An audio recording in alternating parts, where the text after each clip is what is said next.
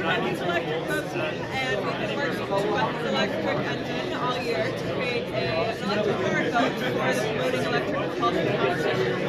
And over the first semester, we had to justify our purchase of the hull to the department in order to gain funding for the boat. And we came up with 3 different potential designs: a flat bottom hull, a single V-shaped hull, and then a double V-shaped hull. We performed an experiment where we compared the different hull resistances of those different types and found that the V-shaped hull worked best. And then we also applied more full-scale calculations with the Savitsky method to observe different resistance and power values at different boat speeds, and found that in order to achieve the most efficiency, we had to be traveling between 15 and 20 miles per hour. We repurposed an old fishing boat.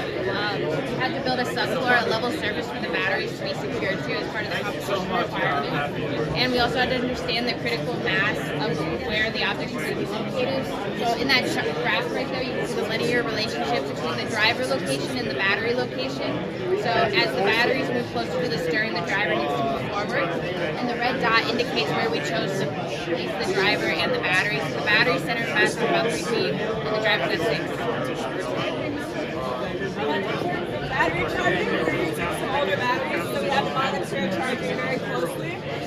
Charge each of the individual cells with a power supply to get all of the cells to about the same voltage, so that when the entire battery pack is being charged, none of the cells be overcharged, resulting in damage to the battery.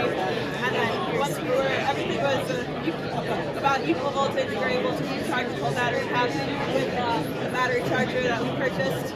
And then we got it from there up to our target voltage of 90 volts. So safety and waterproofing is something else that we looked at because, of course, we don't want our driver to be electrocuted or anything like that. We want them to be safe while on the water. So some of the things that we got for that was our personal flotation device, a paddle in case the engine dies, noise-making device, and then obviously an important part of that was the waterproofing. So initially there was a gasket that was alongside the outside of the case, and we had to replace that. We went through a few different iterations of that. And then we had to secure the battery to the plate because the batteries can't move around. That's a U.S. Coast Guard requirement for batteries. So we went through a few different iterations of that for them to be secured to the bottom of the case. And then we got a kiddie pool, and we waterproof tested our setup, and we put it in water for 30 minutes. And after the 30 minutes we took it out, it was waterproof on the inside.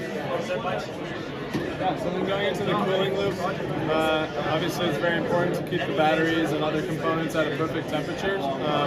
Under 60 degrees Celsius is very important for the lifetime of the battery, and in order for there not to be combustion in the batteries. So as you can see on the poster, we determined a final cooling loop design, which takes advantage of a lot of components that are available to us. The most important of these is the raw water impeller pump that's on the outboard of the engine, which is actually able to supply a really good mass flow rate to our cooling loop, which will help project heat from the batteries and motor controller. On the upper right there on that cooling section, you can see some ease results which show the temperature of both the batteries and the motor. The temperature of the water coming out of the batteries and motor, which is with respect to mass flow rate.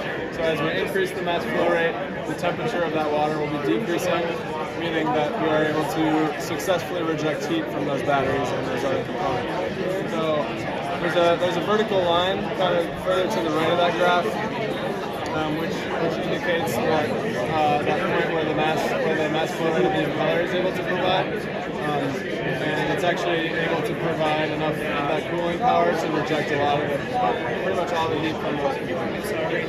We also performed some console modeling in order to better understand how that heat rejection is occurring throughout the length of the battery pack. So the results, we tested the boats twice so far on the lake. There's some pictures of it, and then also a video that we have over here running. So as you can see, it does in fact float, and it does run. It actually planes as well, which so our center of mass calculations worked. The battery didn't move around at all.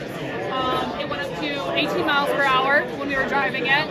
And then when we were pulling the boat onto the trailer, a bunch of water got into the back, and no water got into the case. So the battery waterproofing worked as well. So if you want to take a look at our little video out here. That was from American Society of Naval Engineers, the ones who host the competition. Yeah, because I think we did the 16. Yeah, you did. Yeah. I remember we didn't ask if we could buy that boat. That was extremely cool. Yeah, I Do you have any questions? Once you stand up. I stand, but Okay, Aiden.